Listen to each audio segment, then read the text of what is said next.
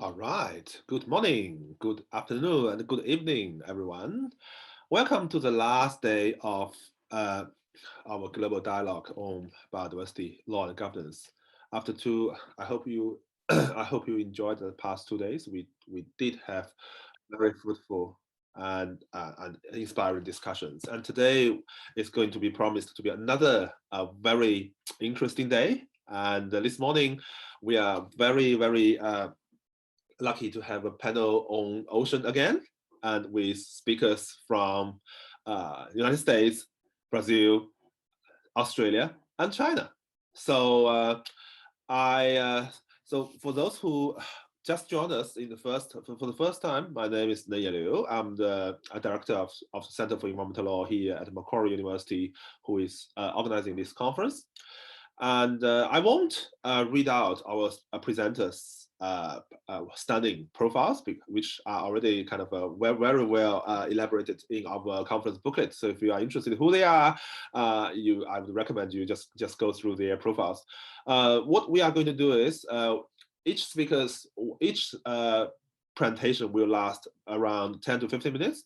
While our Q&A function is open, our chat box is open. So if you have any question, feel free to just drop your questions in the either Q&A box or chat box, and our panelists will answer them either by typing or live. And we will finish one presentation after another. And once we finish all the presentations, then we will start our discussions and debate. So without further delay, it is my great pleasure to introduce Dr. Daniel Wagner. Daniel is Ocean Science Advisor at Conservation International, who is based in Washington, D.C., United States, I believe. So Daniel's topic is about coral reefs of the high seas, hidden biodiversity hotspot in need of protection. So the floor is yours. Wonderful. Thanks so much. And yeah, good morning, good afternoon, good evening, everyone.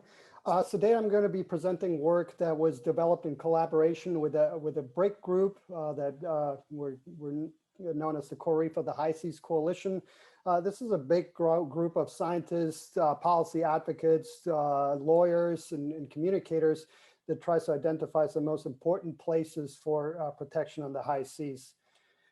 So I think there's a pretty well awareness within the general population that we live on a largely ocean planet. So 71% of the surface of our planet is covered by the ocean.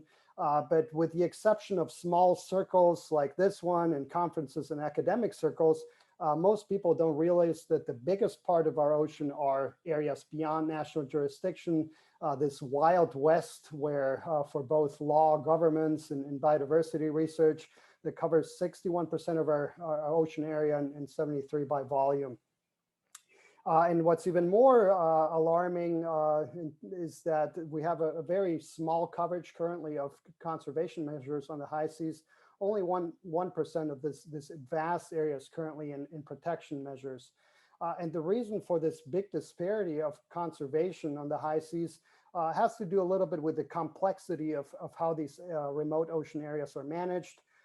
So we'll probably hear it by many of the other presenters today, a bit of the background, the framework of how human activities are regulated on the high seas. So the United Nations Convention of the Law of the Sea sets the basic framework of how human uses are to be managed across the entire ocean, including in areas beyond national jurisdiction. But for areas beyond national jurisdiction, it gives certain bodies the mandate to regulate certain human activities like fishing, shipping, or mining. And each one of these bodies has some kind of method for conservation. However, there's not comprehensive, there's many gaps. And this makes this very challenging. So if you wanted to protect one particular area on the high seas, you would have to go through several of these mechanisms to protect that holistically. Now, hopefully, some of this tangled mess will be untangled in the coming years with the high seas treaty that is currently under negotiation. But in the meantime, this is what we have to conserve areas beyond national jurisdiction. However, there's a bit more even fundamental reason of why so few of the high seas are currently protected. And that really has to do with the lack of awareness that there's important places on the high seas. So for most people, when they think about the high seas, an image like this is all that would come to mind. Something that you would look out of your airplane window when you're flying from San Francisco to Tokyo. It's this dark soup, homogeneous, lifeless, where there's not much excitement. Now for people like myself and others that have had the privilege to go to these remote ocean areas and actually put a submersible down and look at what's below the surface, there's some really remarkable ecosystems, anything from really diverse and productive pelagic ecosystems where you have high agglomerations of apex predators like sharks or tunas or whales. And even on the seafloor, you have some pretty spectacular ecosystems. Things like hydrothermal vents, things like cold water seeps where methane and other gases come from the seafloor and fuel some pretty remarkable communities. And then you also have some pretty dense communities of things like sponges and corals and others that create life for other ecosystems. Now, the problem with many of these ecosystems, while they're very productive, very diverse, these to the general population, unless you happen to be an enthusiast watching the BBC or nature specials, these are things that many people don't relate to. They've never seen something like that. They will never get to see it.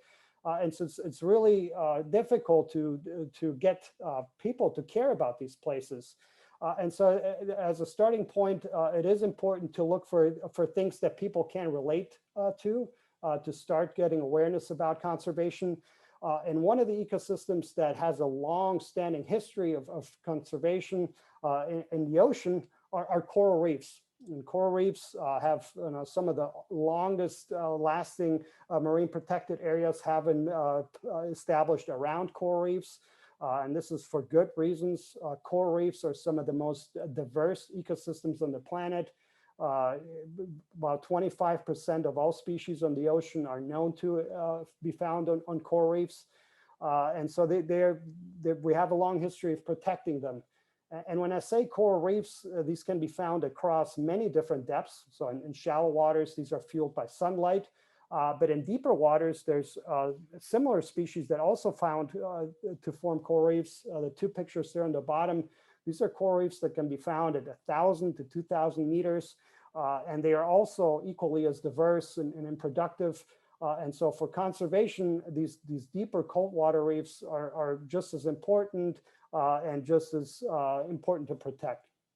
So we've been trying to answer this questions, are coral reefs found on the high seas? This is results from a study published last year where we basically interrogated a whole bunch of publicly available databases. So these repositories of data that you can just log online and look for whatever your favorite animal may be and search for it and then look for where that animal is found. So these are some of the most data-rich repositories. And so just answered that very simple questions, are coral reefs found on the high seas? And lo and behold, there are quite a few places where we have coral reefs, about 100 or so data points, confirmed coral reef locations on the high seas. And then one important point to mention here is that those 116, that's really just the tip of the iceberg, because each one of those data repositories, if you look at all the data points in it, very few of them are actually in areas beyond national jurisdiction. These places are poorly studied, poorly explored. And so the fact that we can find some data on them suggests that there's quite a bit more about them. A few more points of things about these is that each one of these coral reefs of the high seas are associated with seamounts and ridges, so these steep topographical features. And we have mapping data on them. And these things are really found all across the world, including in areas beyond national jurisdiction.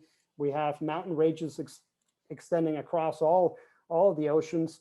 And these are really important. And so I just wanted to finish just by focusing on one area where we currently are focusing a lot of our efforts. And that's this area here off the coast of South America that basically connects Easter Island or Rapa Nui to the Peruvian coast. This is an area that is really extraordinary on the high seas, and it really should be one of the first priorities for protection on the high seas.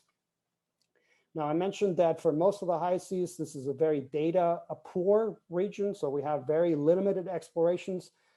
For this area, fortunately, we have quite a bit of data, and that has to do with historical explorations to this area. So there's a series of Soviet expeditions that surveyed this area in the 70s and 80s. Some more recent expeditions by Chilean and Japanese expeditions.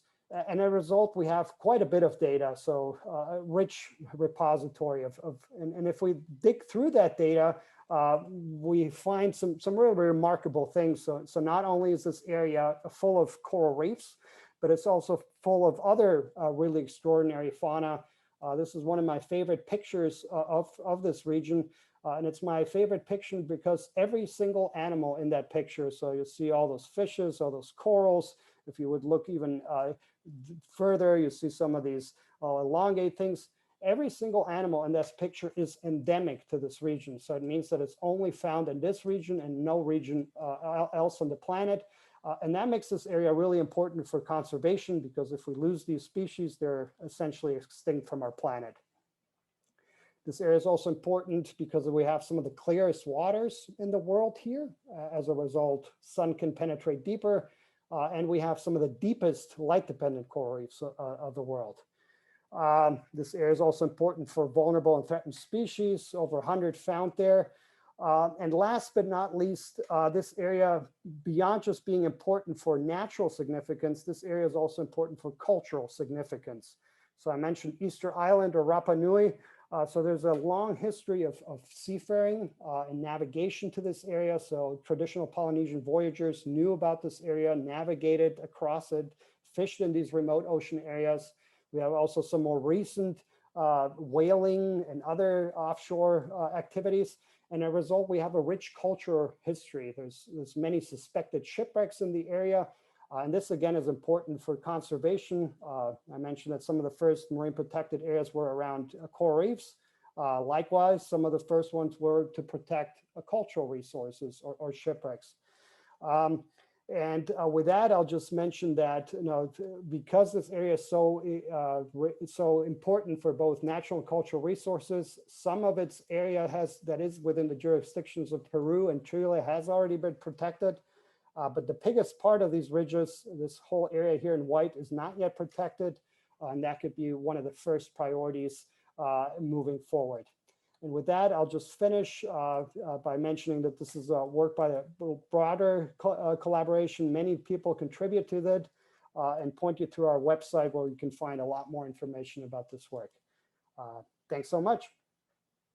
Thank you, Daniel. This is a wonderful and interesting presentation. And I didn't realize until I saw those kind of statues, and I realized, oh, that's the Easter Island. So anyway, my suspicion, but we can discuss this later, is, I mean, it's not about the importance, of course. I mean, that's of course the importance of protecting the coral reefs. But my suspicion is, to what extent could this new BBNJ agreement help? Because it seems that people now have a very high expectation of this new BBNJ agreement, but I'm not too sure. So we can further discuss that. But without further delay, our next speaker is Professor Karina Oliveira from School of Law, University of Brasilia in Brazil. So Karina is going to present us a very interesting and I think I haven't really thought about this before, but because now we have lots of discussions on the climate litigation, but what Karina is going to present is the possible contributions of the future BBNJ legally binding instrument to biodiversity related litigation. I really look forward to hearing your thoughts, Karina, and the floor is yours. So let me just share my screen. Up. Okay, is that okay? Okay, great. So thank you, Professor Mengi Liu. I'm really happy to be here with you. Thank you, and thank for all the organizations for this opportunity to participate. So my presentation will try to add one element to the debate, which is in the possible contributions of the future BBNJ legally binding instrument to biodiversity litigation. So for this conference, I thought it would be interesting to join the BBNJ future treaty issues with biodiversity litigation, being the first one, future treaty, one instrument to strengthen principles, definitions, and obligations that could be used in biodiversity litigation. So I won't talk about procedure. I will talk only about substantial issues. So this will be focused on this perspective of obligations, principles, and definitions that would be strengthened with this future treaty. So my first, just an outline of my presentation. I will just start with a brief introduction just to point out what is the definition of international biodiversity litigation, and then point out some leading cases related to the issue, and then the influence of international biodiversity law on national law. And then I will divide my presentation in two different parts. The first part is connected to the possible contributions of BBNJ to the substance of international biodiversity litigation, so on general principles, on definitions, on obligations. And then the second point will be the possible contributions of BBNJ to the substance of national biodiversity litigation. So on general principles, on definitions, and then on obligations. So starting with the definition, I would say the definition of biodiversity litigation is any dispute at the national, regional, or international level that concerns conservation of, sustainable use of, and access and benefit sharing to genetic resources, species, ecosystems, and their relations. And for this presentation, I tried to identify some leading cases that would be related to this biodiversity litigation. And I would say that international biodiversity treaties, they have been increasingly invoked before international and national tribunals. So from 1997 to 2018, there are some cases that are directly or indirectly connected to BBNJ issues. And they were judged by different tribunals such as ICJ, ITLUS, WTO, the Permanent Court of Arbitration. So we can see here that many cases are related to marine resources, and they are related to some environmental principles or definitions or obligations, such as due diligence obligations, protection of the marine environment and species, transboundary disputes. So for instance, EIA, the environmental impact assessment, and protected area as well. So we can see that there are many different issues related to topics that have been discussed on BBNJ negotiations. So we can see some advisory opinions, and then some cases related to species such as whaling in Antarctica or shrimp turtle cases, and then the advisory opinion 17, which deals with responsibilities and obligations of states sponsoring persons and entities with respect to activities in the area. So even if these cases, they are not related to marine genetic resources or only living resources, they are related to some principles or obligations or definitions that have been discussed under BBNJ negotiations. So this is the reason that I think it's interesting to think about this treaty in this way, that the future treaty, it's a way to convince the states that if there are good definitions, good principles, and good obligations that came out of this treaty, at the end, if they can stay at the text, at the final text of the binding instrument,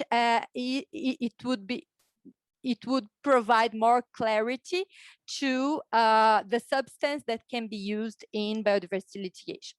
So I would like only to point out the final issue, which is the influence of international biodiversity law on national law. And for instance, for example, in Brazil, the Brazilian law, Brazilian environmental law referred to biodiversity for the first time when the Convention on Biological Diversity was ratified, and it occurred in 1998 and in Brazil. And then even if BBNJ will regulate only areas beyond national jurisdiction, its definitions, obligations, and principles can impact on national law, and of course on it can impact on biodiversity litigation under national tribunals. So this is the reason why it would be interesting also to think about the national implementation of these treaties, and then the clarity of the substance that would be applied under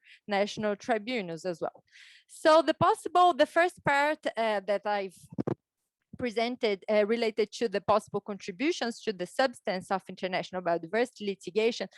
If we see on, for instance, on general principles, we can see, for example, that the precautionary principle is not yet recognized as a principle by some cases, by some case law, such as cases judged by, for example, WTO, for instance, the biotech case.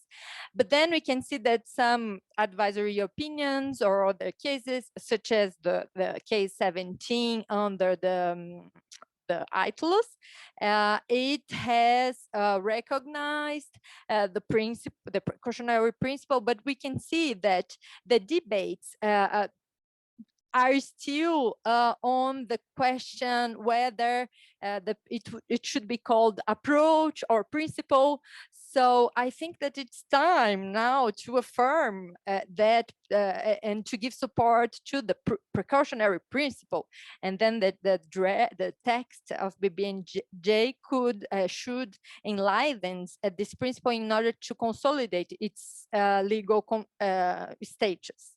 So this is an example. And then the second example would be the principle of common heritage of mankind. So we know that this principle was rarely mentioned by case law. It was mentioned by the advisory opinion number 17. And there was a kind of environmental content to this principle in this case. However, the principle still needs to be consolidated, I would say. So we see that, for instance, the convention, the Biological Diversity Convention, uses the terminology of common concern of humankind for biodiversity in its preamble. It doesn't use the term of principle of common heritage of mankind. So I think that BBNJ should consolidate that benefit sharing of genetic resources is based on the principle of common heritage, or if it's not possible, because there are many issues related to this use, it should use the term or the legal status of res communis for the genetic resources. So for the second point related to definitions, so there are many definitions as well that are not within the text, the draft, such as the definition of marine scientific research or the definition of bioprospecting. But I would like to highlight that it would be important to define, to give more clarity for some expressions, because the draft says sometimes, for instance, at the article number 8, the provision of this part shall not apply to marine scientific research. But however, there is no definition of what is marine scientific research. And we see by the case law, such as the whaling in Antarctica case, that the limits between what is marine scientific research, what is bioprospecting, what is exploration, what is exploitation, are not very clear regarding this issue. So regarding obligations, I would point out 2 examples. So obligations related to EIAs. We see a lot of biodiversity litigation related to this issue, and I would say that there is a clear customary status for this instrument regarding all the interpretations that were made by different tribunals, but there are still many procedural and substantial uncertainties related to this obligation, and it is reflected on the debates of EIA during the BBNJ negotiations. So BBNJ should harmonize minimum criteria for EIA elaboration, even if the study is done by states, if at the end the study will be done by states, because they will also have to regulate the activities that can impact areas beyond national jurisdiction. So, and another thing that would be important should be that to take into account cumulative impacts, socioeconomic impacts, transboundary impacts, so that there would be more clarity on the minimum criteria to develop these studies. And concerning protected areas, of course, substantial and procedure issues should be clarified. And we can see that, well, there are cases related to marine protected areas, such as the ICJ advisory opinion about Chagos, and also the permanent court arbitration between Mauritius and the UK related to this topic, that we can see that we have to bring more clarity to these issues. So, and just very briefly, because I know that I don't have too much time, the second point is the possible contributions to the substance of biodiversity um, litigation, of national biodiversity litigation. So on general principles and approach, I would point out 2 different principles that are still in the draft, which is the non-regression principle and the integrated approach. So related to these 2 principles, I would say, based on the Brazilian example, that for the last years, we have been suffering in Brazil a regression regarding environmental protection. So this principle, if it is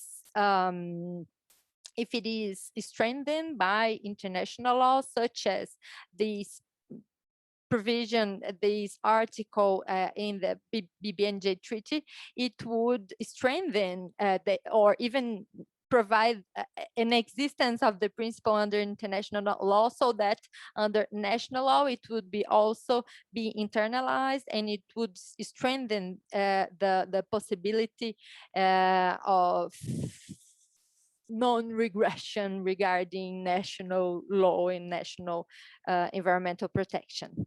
And another important approach is the integrated approach that, for example, in Brazil, must be strengthened, and if it continues in the text after the ratification of the treaty, Brazil would internalize this approach or principle, and then Brazil, for instance, has a fragmented management of marine resources, and there is a lot of litigation based on this issue, that, well, there is fragmentation and different types of regulation, and there is no integrated approach for the moment. So it would help biodiversity litigation with the application of this type of approach. And then on definitions such as strategic environmental assessment that would also implement the integrated approach under national law, and obligations as well concerning EIAs or other instruments that have been discussed under BBNJ negotiations. So as a conclusion, I would say that biodiversity litigation is key to guarantee biodiversity conservation and sustainable use of it. BBNJ could contribute to clarify the substance of definitions, principles, and obligations applied to case law. And BBNJ can also impact on the interpretations of national biodiversity litigation based on the provision of strategic principles, definitions, and obligations. And that's it. Thank you very much. Thank you very much, Karina. I can see that the questions are already coming to you. So you could either just answer that question in the Q&A box, or you can wait for a while, just have a bit of a rest, and then we can do it later on. So yeah, it's very interesting. And as I said, I think even the how you frame this. It's kind of a new framing, because we have heard about climate litigation all the time over the past years, and then when to frame those ICJ ITLOS cases, such as like even the South China Sea arbitration as a biodiversity litigation, that's a very good kind of a new interesting framing. So that's as we can see that generates quite a few questions and for you to answer at a later stage. So. Our next speaker is Mr. Millicent McRees. Millicent is a PhD candidate here in Sydney at the UNSW Law School. And she's going to present today a paper on applying international marine environment and biodiversity protection obligations within national jurisdictions. So, I mean, I'm really looking forward to this topic, because for a long time, I think within the law of sea community, we talk a lot about the both kind of national jurisdiction, the coastal sea jurisdiction on the one hand, and then international obligations on the other hand. But I think to kind of really make it to assess the interlinkage or the interconnection between these two sort of regimes would be really interesting to see any kind of new thoughts coming from your presentation. So Millicent, the floor is yours. Thank you very much. Thank you, Nenya, and the other organizers for having me. I just want to start by acknowledging that I'm coming to you this morning from the land of the Gadigal, and I want to pay my respects to the elders past, present, and emerging. So my topic, as Nenya said, is kind of approaching biodiversity from the opposite angle to the other panelists. I'm looking at how we apply international marine environment and biodiversity conservation obligations within national jurisdiction. And this is part of my broader PhD research, which is on the interests of the international community in the protection of the marine environment within biodiversity. So I'm going to start by introducing the problem that my research focuses on, which is the protection of the marine environment within national jurisdiction. And then I'll briefly mention how the main international marine environmental protection obligations apply within national jurisdiction. So what I'm particularly focusing on this morning is how these obligations are differentiated for two possible reasons. First is in a situation where the harm is limited to the coastal state's own maritime zones, as opposed to the situation where there is transboundary harm. And secondly, according to the capabilities or economic capacity of the coastal state. So I decided to study this topic because suddenly within the law of the sea community, there's a lot of focus on the protection of biodiversity beyond national jurisdiction at the moment. And it's absolutely warranted, as we've heard in Daniel's presentation. But I thought it would be interesting and also important to look at the protection of the environment within national jurisdiction, because within national jurisdiction, we do find many of the ocean's most biodiverse areas, and also the areas where there are some of the greatest threats from human impacts. And so while beyond national jurisdiction, we have all these gaps in the legal and jurisdictional frameworks within national jurisdiction, we do have law and the jurisdictional framework is clear, but perhaps we have a lack of implementation.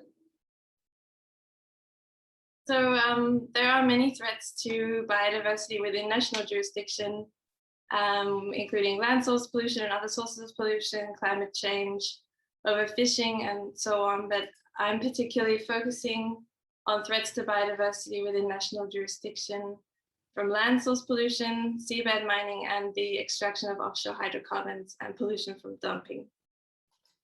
And I chose these threats because they are severe, but also because they are threats where in many cases the harm arises from activities under the coastal state's jurisdictional control, and also where the harm is felt particularly within the coastal state's own maritime zones. So I'm interested in the scenario where activities are taking place under the jurisdictional control of the coastal state, and it's leading to harm to the coastal state's own marine environment. And this is opposed to threats to biodiversity, such as climate change, where the effects are felt more on a global as well as a local level.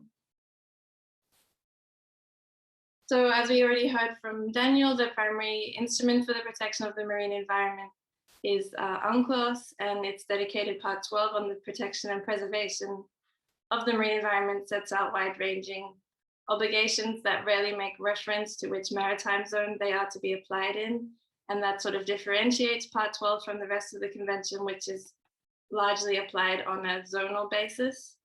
And nowadays, these obligations are generally considered to apply across all maritime zones.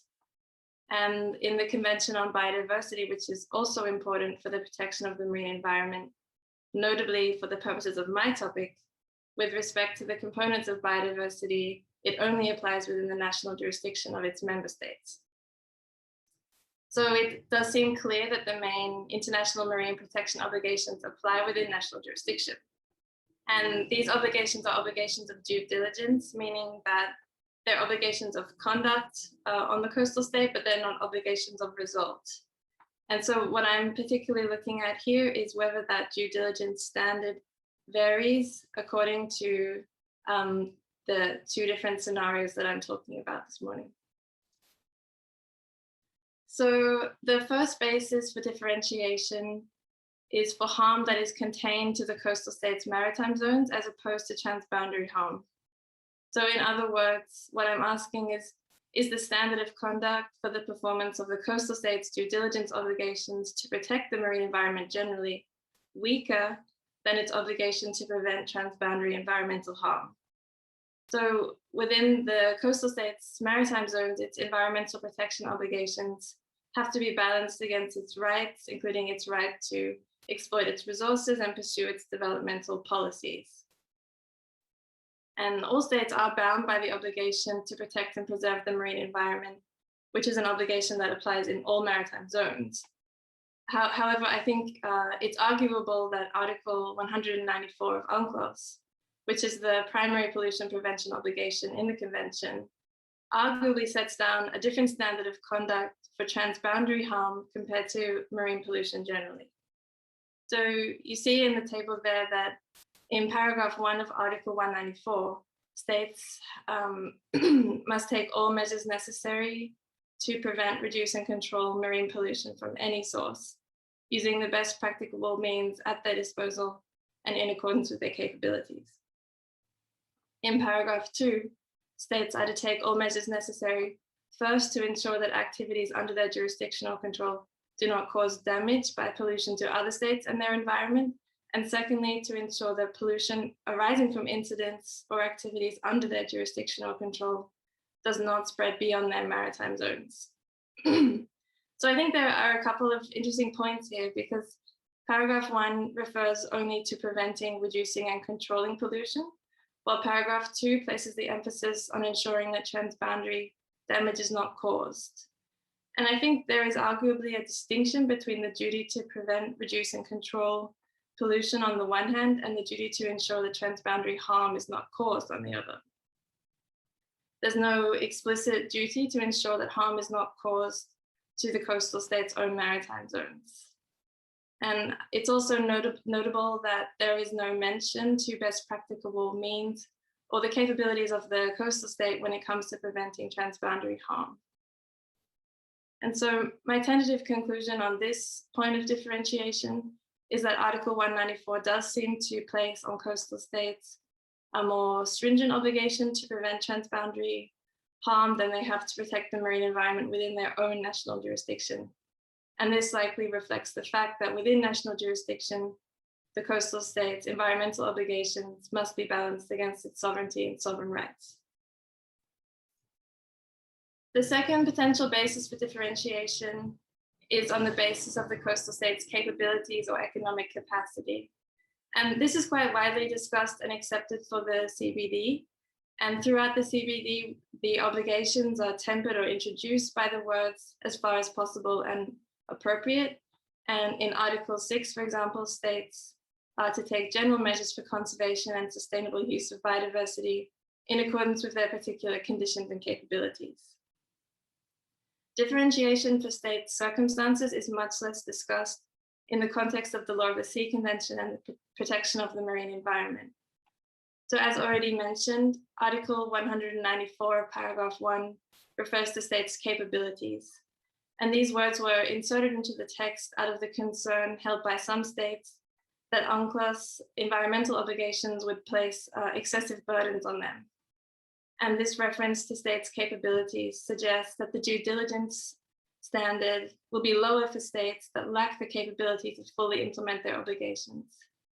And with regard to the three sources of pollution that I'm focusing on, the rules for the prevention of land source pollution give the most support for differentiation on the basis of the coastal state circumstances.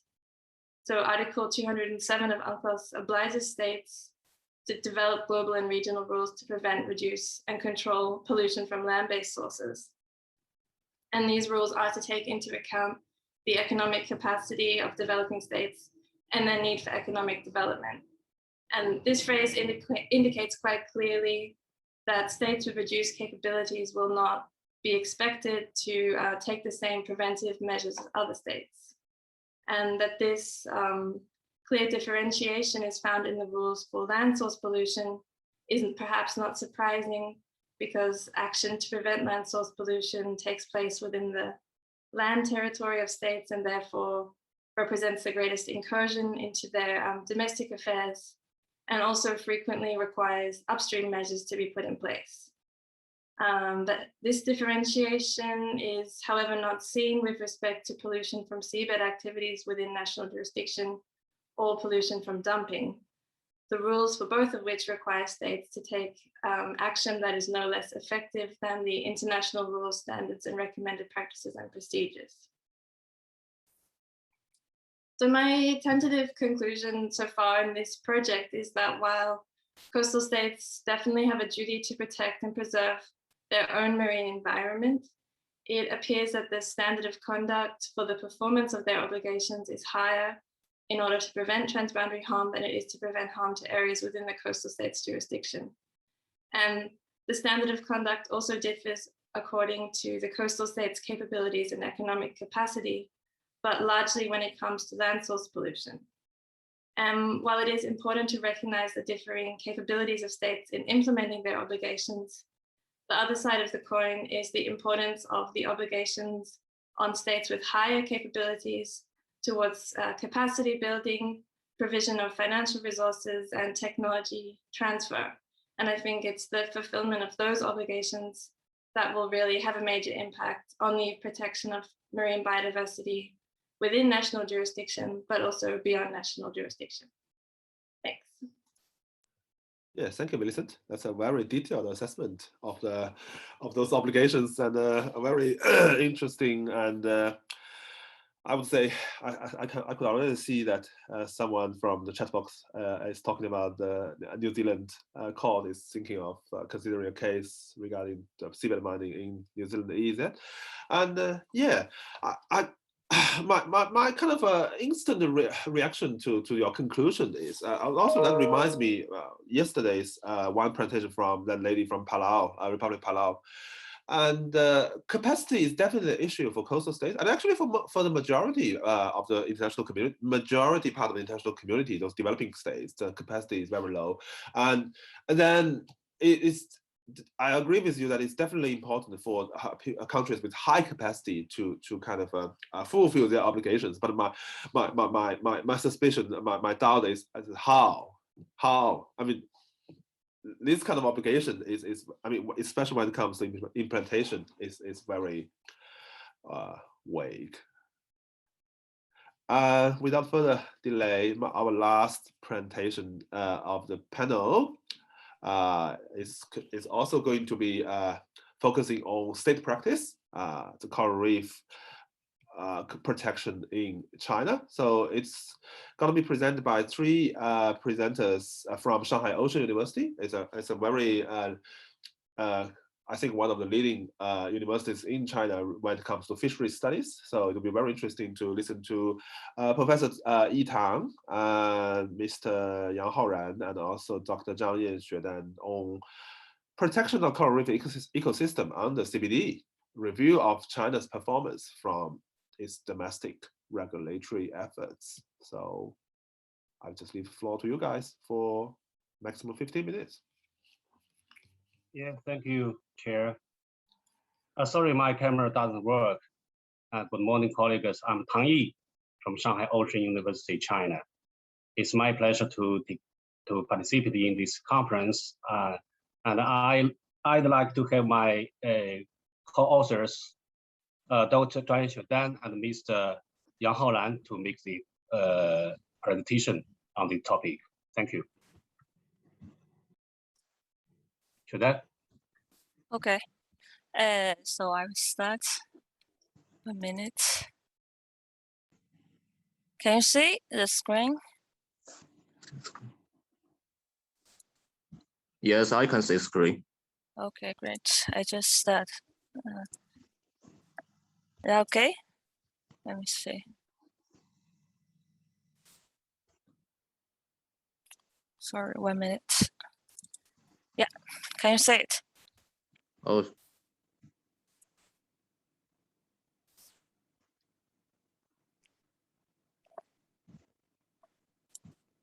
So can you see the big screen of our presentation? It's about the protection of coral reef ecosystem under specifically under the CBD review of China's performance from domestic regulatory framework. So we have 6 parts for this presentation. I will introduce the background and the research design, and I will hand the presentation to Yang Haoran to introduce our initial findings about for this research. It's at the earlier stage of development, but I want to start actually from the introducing a little bit about the work we are doing and what leads us to this interesting piece of work. So why we look at the coral reef and performance, China's performance. We have a center firstly to jointly establish under the university and also the Ministry of Agriculture and Rural Affairs. So it has a focus, research focus as introduced by Nenye on the fisheries laws and on the regulation on the real and endangered species and law enforcement in the part of the Coast Guard and the marine environment protection. And that's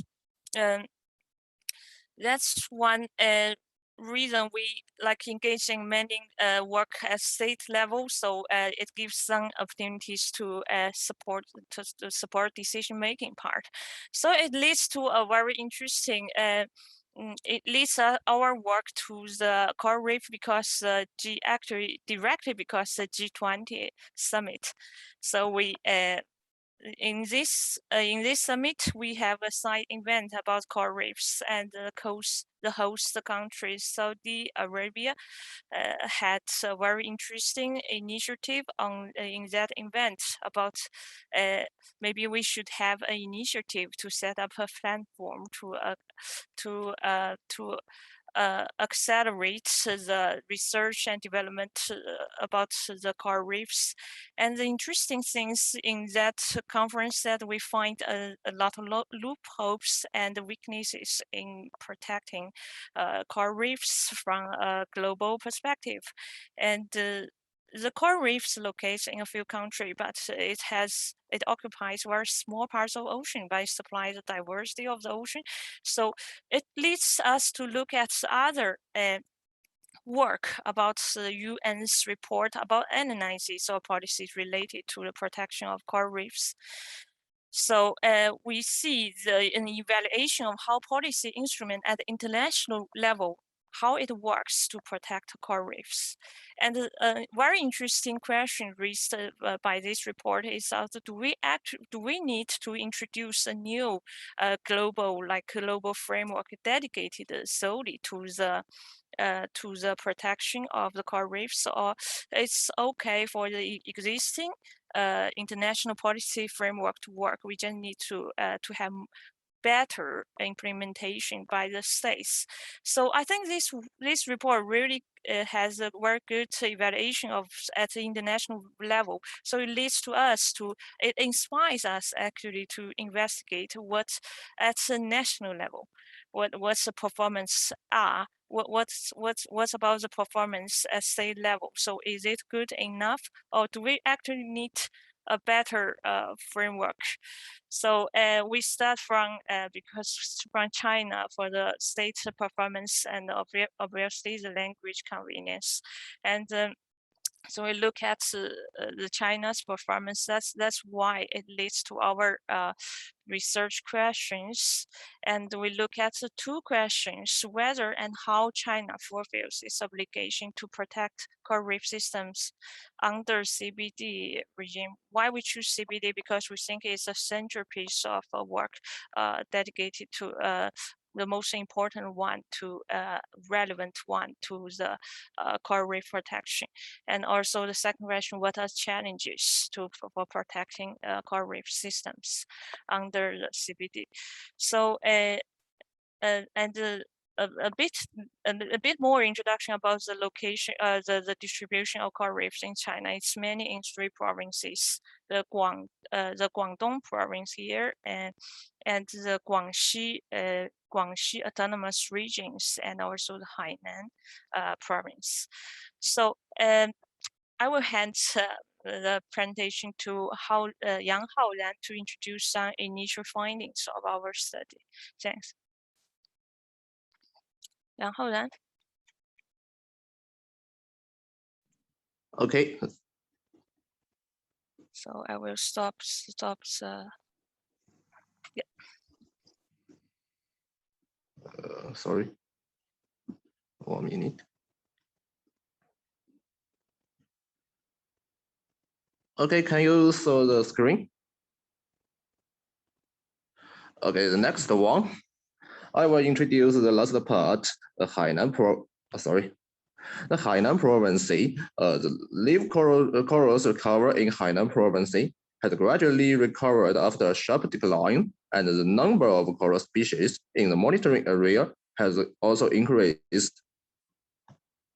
I went to Hainan Sanya last year to do some research about the coral reefs. So I dived in the ocean. I found that the coral reefs look colorful and have been bleaching. They are threatened by marine recreation and tourism. It's coral reefs in Sanya's Sun Bay. So the next one is Guangxi autonomous regions. The leaf coral cover on Weizhou Island has dropped significantly compared with that in 1991, and the coral reef resource has declined sharply and have shown a slow upward trend in the past 2 years. The numbers of coral species found in the monitoring area has increased significantly. So the Guangdong province, the leaf coral cover in Xuwen Coral Reef Reserve dropped significantly in 2011, reached its lowest point in 2014, and showed a fluctuating trend after 2014. However, the number of coral species found in Xuwen Coral Reef Reserve has increased significantly. So the 4-part findings regulatory framework for coral reef protection in China, the coral reef research in these 3 provinces have a tendency to recover, which may benefit from the formulation and implementation of China's relevant conservation and management measures. So this is national level law and regulations on the conservation and management coral reefs. Among these laws, the most relevant to coral reef conservation and management are the Marine Environment Protection Law, the Island Protection Law, and the Fishery Law. So obviously, 3 provinces have formulated regulations to conserve and manage coral reefs.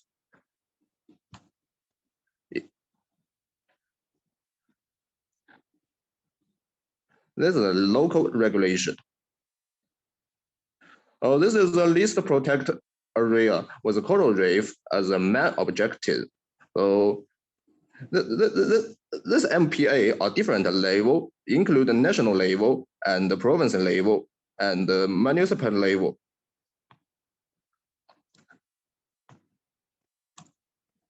So we found some main challenge. The first one, the lack of comprehensive management from an ecosystem perspective for the various threats to coral reefs. Existing law have the corresponding provisions, but these provisions are scattered among different laws because the legislative purpose and objectives of these laws are different. Each law only addresses one or a few coral reef damage factors and stipulates more principles and cannot provide legal support for coral reef conservation and management from the perspective of overall ecosystem protection. These laws prohibit the direct destruction of coral reefs by humans, and the equally important global climate change, ocean acidification, and the sea level rise are not involved. I have selected a few representative laws as follows. The Marine Environment Protection Law, the Article 20,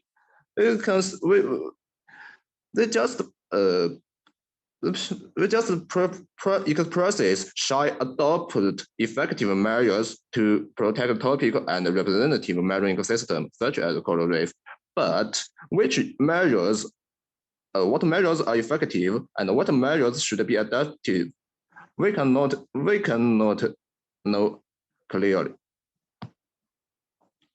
And Article 16 and Article 23, it just prohibit the human direct damage to coral reefs, such as evacuate or destroy coral reefs, and prohibit some construction which that ruins the ecosystem of mangroves or coral reefs, but not mentioned to the other damage factors such as climate change, ocean acidification, and sea level rise.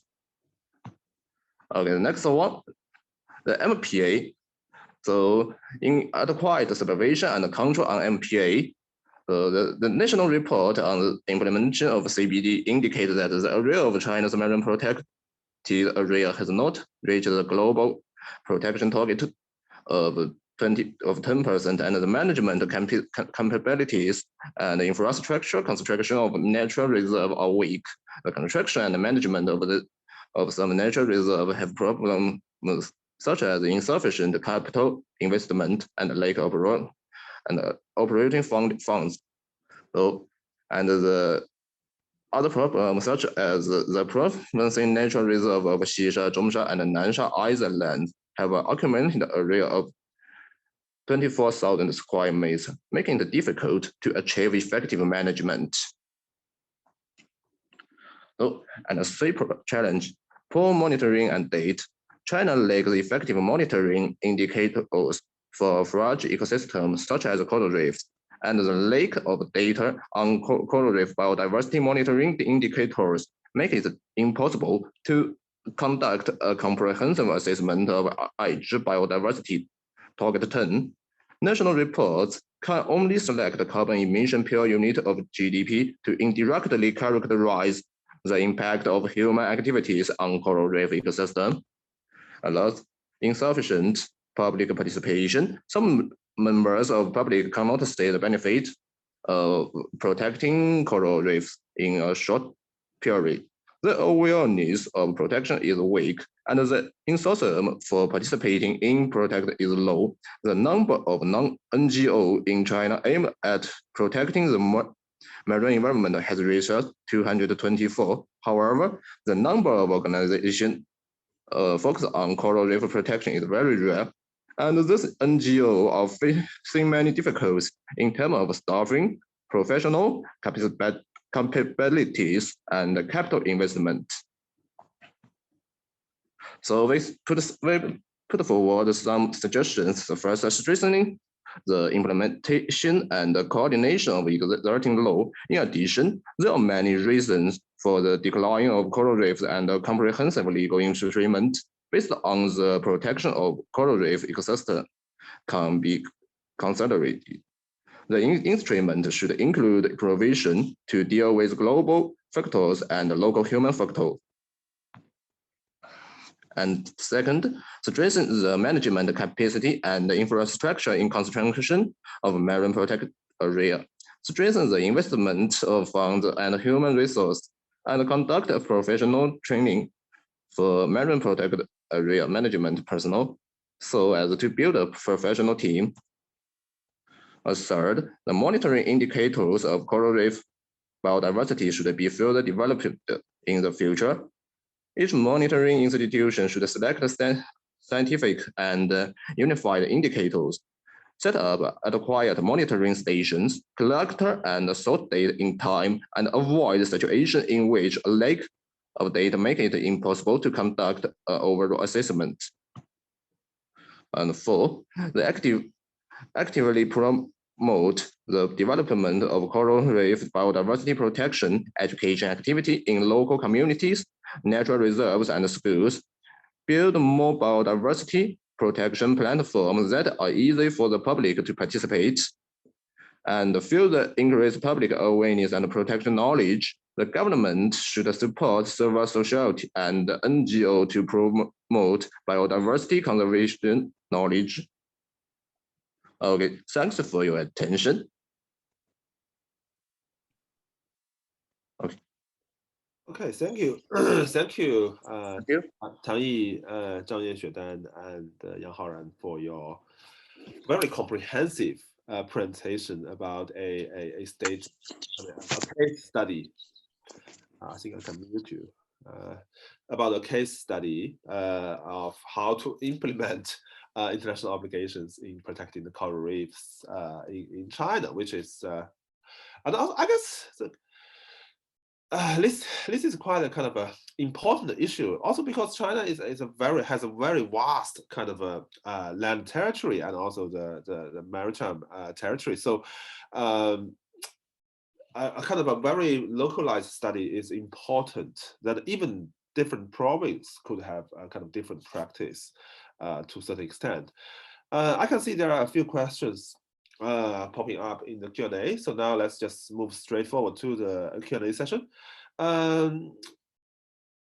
Even though I think both Judith Preston and also anonymous attendees questions, it looks like the question is directed to Karina, but I would like to open the floor to the whole panelists, because I would say I think all the panelists could have potential contribution to answer these two questions. So Judith's question is, in 2005, someone published a paper out of the blue, an act for Australia's oceans, proposing national legislation for Australia's oceans that may address some of the issues facing threats or to marine biodiversity.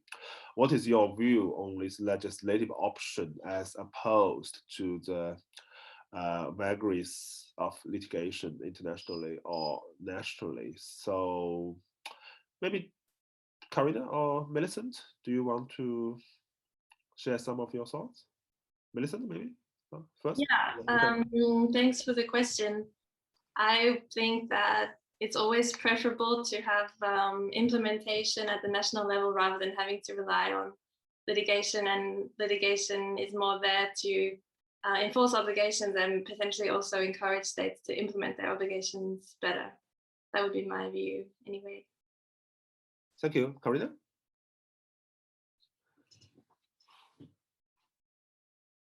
You're muted. You're muted. You're muted.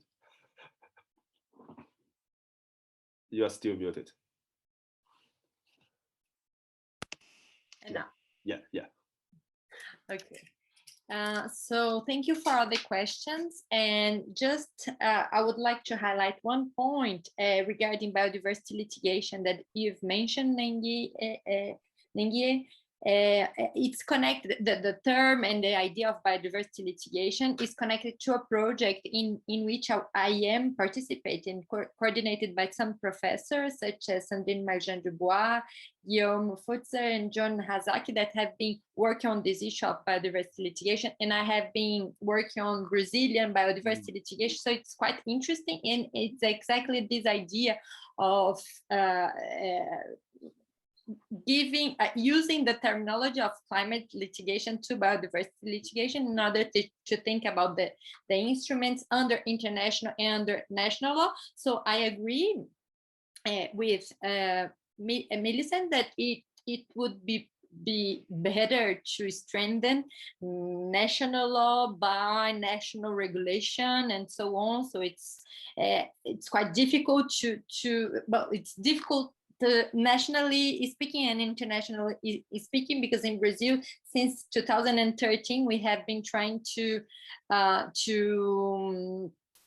publish a law on the conservation and the sustainable use of marine resources, a comprehensive one. So there are many different regulations, but there will be a future broad one which would integrate the coastal management and the marine space management as well.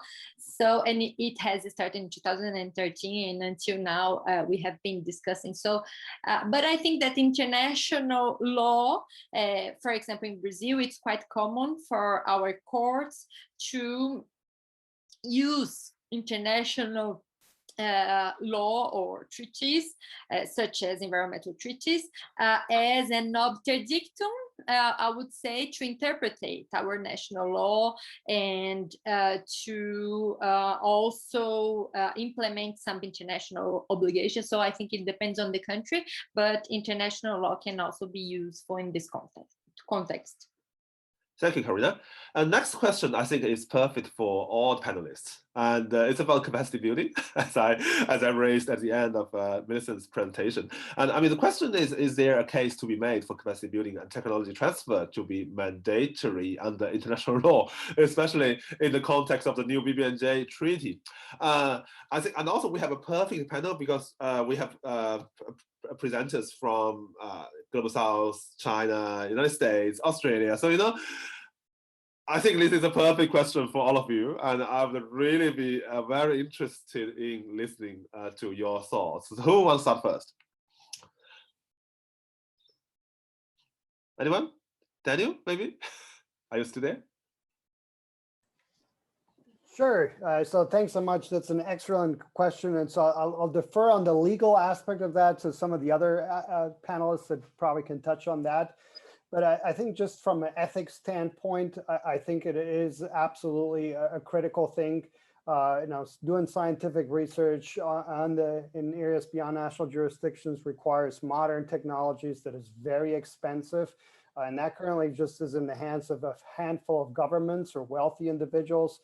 And so excluding the many people from doing work in this region it's morally wrong. The common heritage of mankind or humankind shouldn't be warranted in areas beyond national jurisdiction. So I do think that this is an important case. Yes, thanks. I think one of the key themes of the current BBNJ negotiation is actually about capacity building and transfer technology, but I just have no expectation. I mean, I don't really have a high expectation based on my experience with other treaties. But what are the thoughts from others? Millicent, Karina? Should I? Well, I would say that there are already mandatory capacity building and technology transfer obligations, but maybe it's more a problem of implementation at the moment. For example, under the Convention on Biodiversity, under the Law of the Sea Convention, the obligations are a bit weaker and they're not so much directly placed on states. And I think it's still to be decided how strong the capacity building and technology transfer obligations will be in the BBNJ treaty, whether it's going to be an obligation to promote capacity building or whether there'll be direct obligations. So that remains to be seen. I so just want to share some views about this. I think capacity building and the technology transfer are definitely the most very important components of the negotiation of the new BBNJ treaty, and especially the technology transfer. I guess it will have many controversies, and I don't know. But if not just in the context of BBNJ, I don't know if it's. I mean, it can be just under an international law. Would it work? Sometimes I feel it needs a very strong like institutions to actually work behind to really bring the benefits of the technology from like the developed countries to developing countries. Like in the fisheries, we see aquaculture technologies in China is quite advanced in some aspects. So they have developed a network to help that like some African countries. That works very well, I think. Yeah, thanks. Karina, any thoughts from Brazil? Are you still there, Karina? Maybe we lost her for a while. Okay, so let's move to next question. Are you back? Oh. What happened? Okay. Okay, so let's move to the next question from Vera from Macquarie. So she asked for either Millicent and Karina. I was just wondering how your findings on transboundary issues and biodiversity litigation and how this can translate to impacting the movement of species across coastal states. Let's say a country's activities, pollution, fishing, etc., destroy reefs or overfished seas that provide level subsidies to other countries. Yeah, I think this is a very kind of a commonly discussed problem in the long sea community. Could we argue for a payment system? Yeah, that's very, because that impacts the food and economic security of other countries. Any thoughts? Millicent?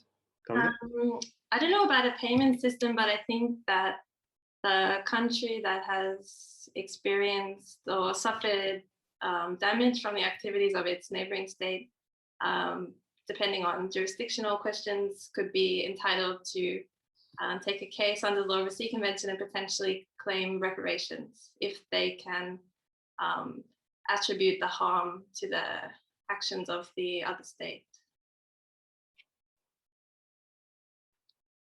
Karina, are you back? Your internet? Yeah. She said in the chat that she can't hear anymore. I can still see she's there, but I don't know what happened to her internet. Oh yeah, are you back? She's back. Hello, can you hear me? Yeah, good. I'm sorry. Yes. Don't worry. Well, I think I heard the last question. So I agree with Millicent that it would be a matter of trying to identify who caused the harm and then all the issues related to the nationality of the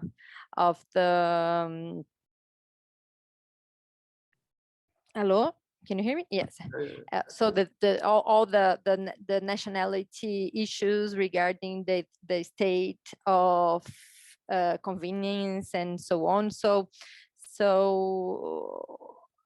we can see that it depends on the issue and depends on who is responsible and if there are companies that are involved or not. So So I think it's a broad question. It's quite difficult. It depends on the facts and the issues and the international issue or a national issue.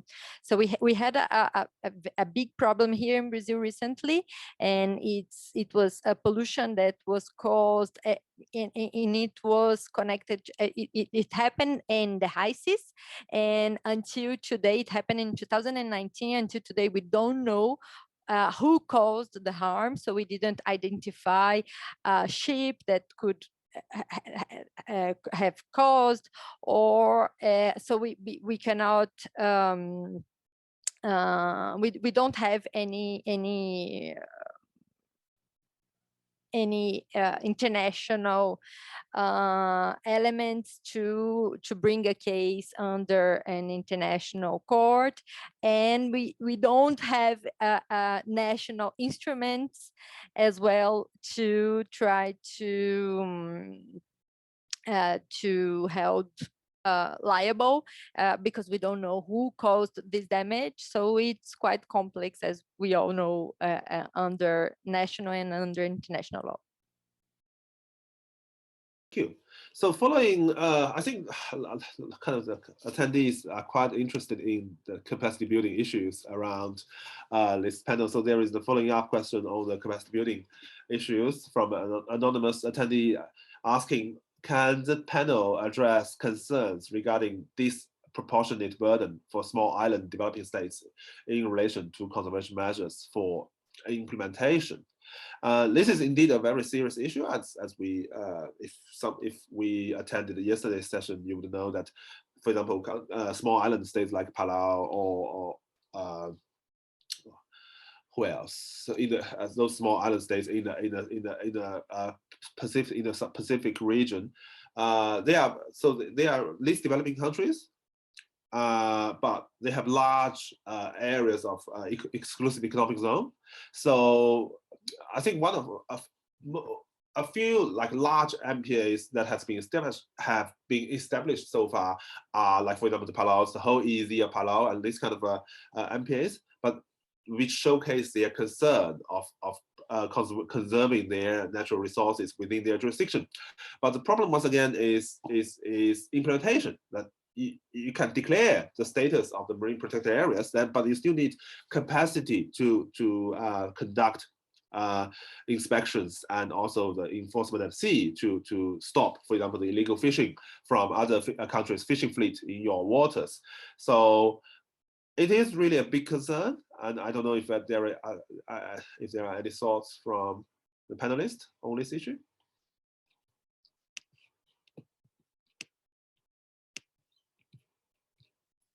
Yeah, I agree with you, Neng. Yeah, that's sort of what motivated my topic. I think it's a big issue, but the question of what to do about it is a big one, but definitely something to be aware of.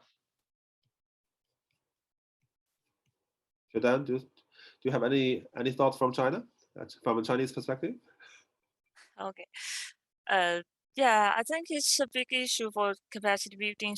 It's still, I think, for most treaties, it's still voluntary based. Like we just completed the PSMA, I think, Port State Measures agreements, the conference of the conference parties, and they also talked about that issues quite a lot about the funding mechanisms. I think the more practical way is to build maybe better funding mechanisms under the treaties, if it works. I mean, not just how to use monies from a country and how to implement monitoring and all that kind of stuff. Maybe gradually, and also actually in sorry, I have to organize a little bit.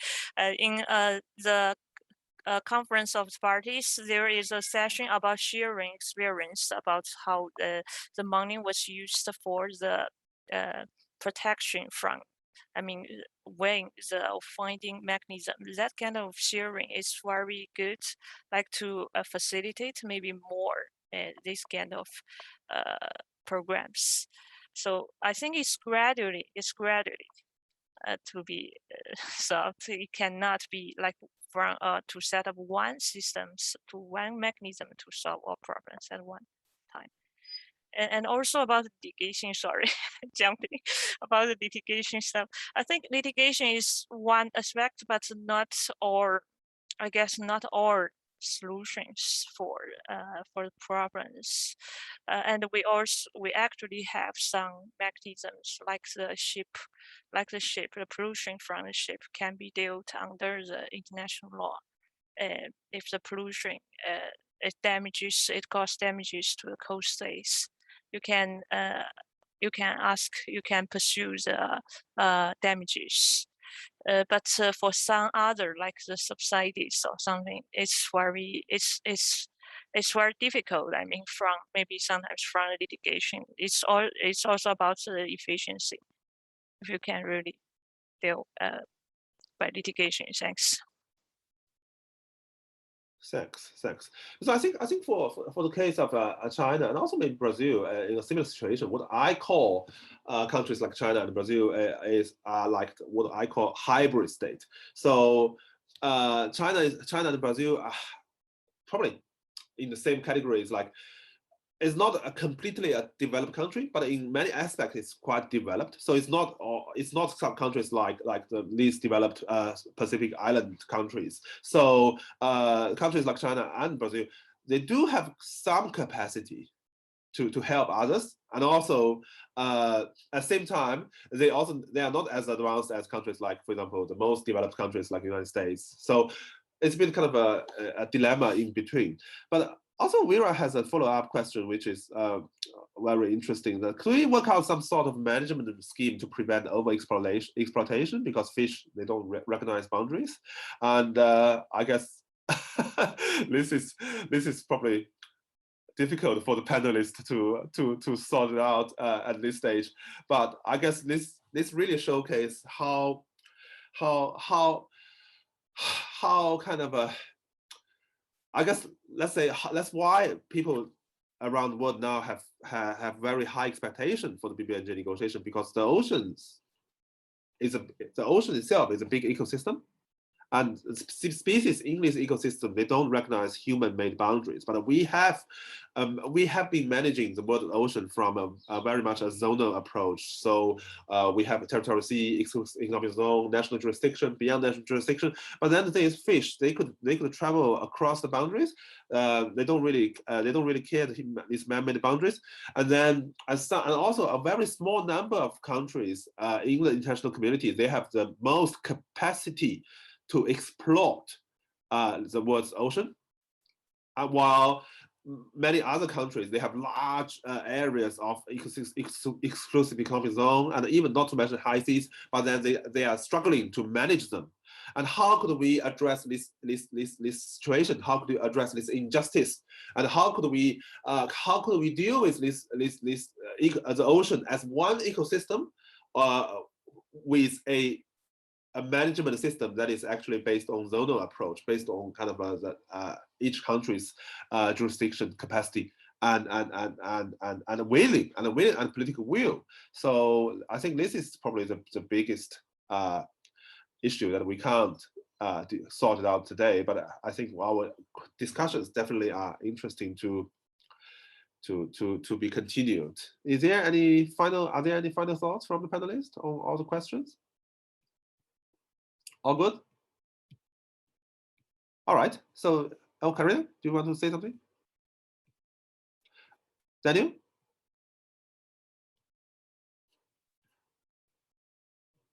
Any final comments? Okay.